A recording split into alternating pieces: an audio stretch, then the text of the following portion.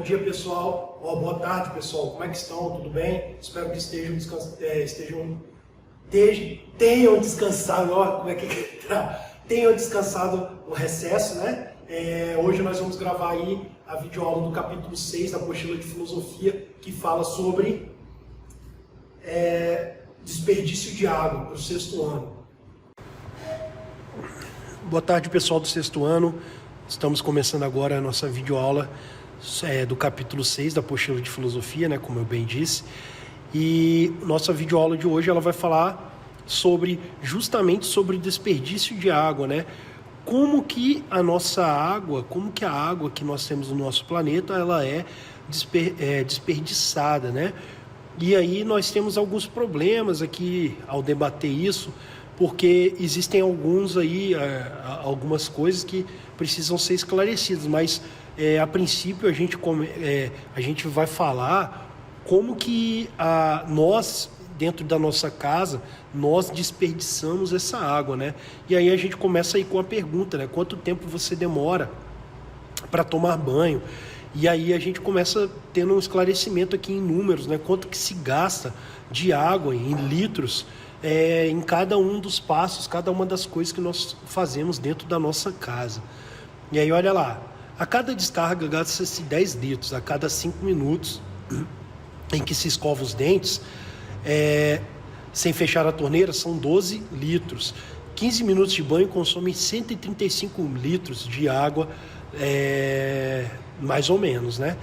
Então, há um desperdício de água caso você use demasiadamente para fazer a sua higiene pessoal de maneira irresponsável, né? Se você fizer de maneira irresponsável, você há de se desperdiçar água. Então, a média mundial desperdício de água aqui, né? Próximo. A média mundial de consumo direto de água por dia é cerca de 110 litros por habitante. Então, olha lá, cada habitante ele desperdiça aí por dia.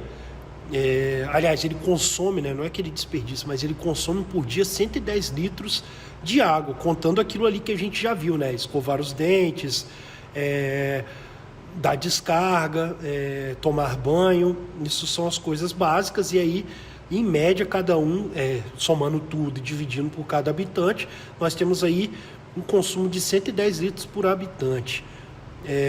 No Brasil, essa média aumenta para cerca de 165 litros, podendo chegar a 200 litros por dia em locais com maior acesso à água, né? Então, olha lá, a média é 110, essa média aumenta, mundial a média é 110, essa média aumenta para 165 no Brasil, e a 200 litros onde há água abundante, né?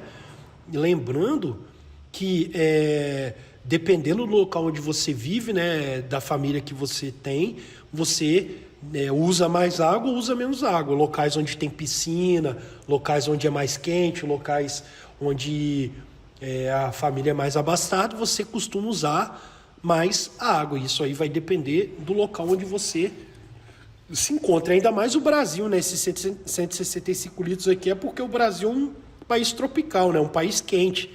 Nós temos o costume de tomar banho todos os dias, por exemplo. Alguns de nós, né? Eu sei que alguns de vocês não tomam banho todos os dias. Brincadeira, gente. Mas a ideia nós, então, temos esse costume como brasileiros de tomar banho todos os dias. Outros locais, outros países, outros habitantes de outros países, né? Eles não têm esse hábito. Por exemplo, na França, eles não têm o hábito de tomar banho todos os dias por conta do clima, né? Outro dado importante é a má distribuição de água. Mais de 2 bilhões de pessoas no mundo não têm abastecimento de água potável em suas casas. Então, isso é uma coisa que a gente vai discutir. Eu acredito que não é no vídeo de hoje. O vídeo de hoje é mais para a gente ver a questão do desperdício, né? Da ideia de desperdiçar água em casa, né? Mas aqui nós temos outro dado importante, que é a ideia da má distribuição de água. Então, tem locais que têm mais abundância, mais água, e outros locais não têm água potável, não é? Então a gente tem que ver isso aí também. Há também casos em que a água disponível está poluída, portanto inadequada ao consumo. Isso é aquela questão do saneamento básico, né? O saneamento básico, então, é essa distribuição e tratamento de água, né? Potável. Então, tem locais que não chega a água e tem locais que tem água, mas a água é poluída, ela é inadequada para o consumo. Então nós temos essa questão aí da água. Então tem locais que se consome muita água, locais que não tem nem água, e tem locais que tem água contaminada, água poluída. Próximo. Distribuição de água na terra e água doce no mundo. Então olha só, nós podemos ver aí nos gráficos, né, que eu coloquei aí ao lado, que nós temos a distribuição de água no mundo, né? Então nós temos ali, ó, como que a água é dividida. Nós temos a questão das águas congeladas, né? Nós temos aí, ó, 70% praticamente da água que existe no planeta, ela é uma água que fica congelada, né? Então a gente fala, tem água pra caramba no nosso planeta. Então é algo que a galera fala no senso comum, mas não sabe do número, né? Então 70% da água que existe no planeta ele é congelada. 30% são águas subterrâneas, quase, e águas de rios e lagos, aí, que são águas que podem ser consumidas, nós temos aí 0,3%, e outros tipos de água 0,9%, né? Então vocês veem que a água que praticamente é usada por nós é apenas 10% que nós podemos usar no nosso planeta, né? 10% não, né? 1% praticamente, não é 10%. 1% só que é a água que nós podemos usar aí, ó. E ali, ó, no gráficozinho de baixo aí nós temos também, ó, a água salgada, a água que é do mar, e a água doce, que é a água do mar, ela tem muitos sais minerais, e aí ela não é adequada para o consumo, né? E a outra, a água doce, que é adequada para o consumo. Então nós só temos 2,5% de água doce que é adequada para o consumo. O outro gráfico que eu coloquei também é a distribuição de água na Terra, que fala a mesma coisa ali praticamente, de água salgada e água doce. E distribuição de água doce pelo mundo, ó. Como que a água doce ela é dividida aí no mundo, ó. Na atmosfera nós temos 0,01%, nos rios, ó, nós temos 0,04%, lagos e pântanos nós temos aí, ó, 0,35%, e gelo das calotas polares nós temos 22,4%. Então nós temos que ficar aí atentos quando formos falar, né, sobre esse tipo de coisa.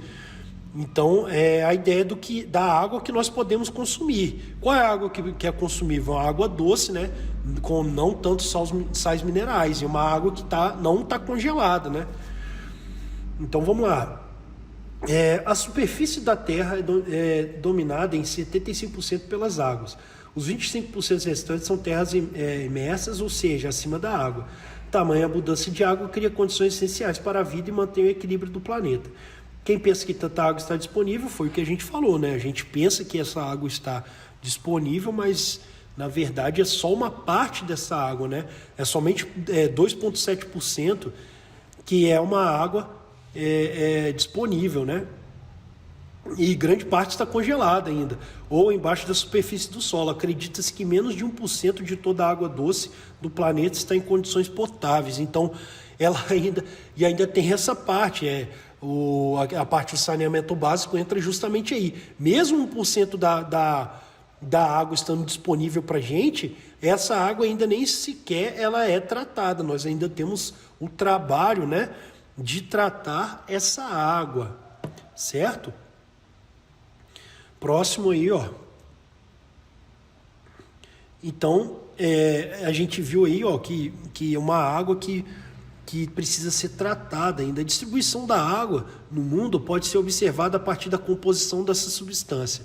Assim sendo, esse recurso pode aparecer de forma salgada, presente nos oceanos, mares e alguns lagos, e doce, referente à água que não possui uma grande densidade de sal, que tem poucos sais minerais, igual eu falei, em sua composição. Essa última, que é própria para o consumo humano, pode apresentar-se ainda em diversas subdivisões. Então nós temos aqui as subdivisões da água, né?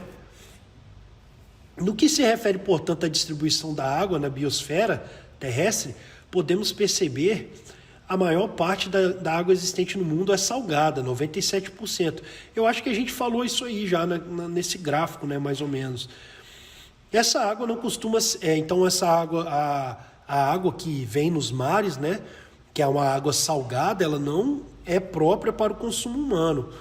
Essa água não costuma ser muito utilizada para consumo ou em atividades de irrigação e abastecimento, exceto em locais onde são aplicadas técnicas de dessalinação da água. Então, olha lá, vocês viram aí um tempo atrás que foram comprados equipamentos para fazer a dessalinização da água, né, para que o Nordeste, né, o Norte e o Nordeste tivessem acesso aí a essa água. É justamente isso.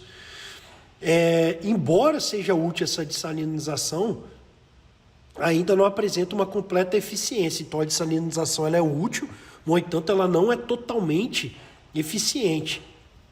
Correto?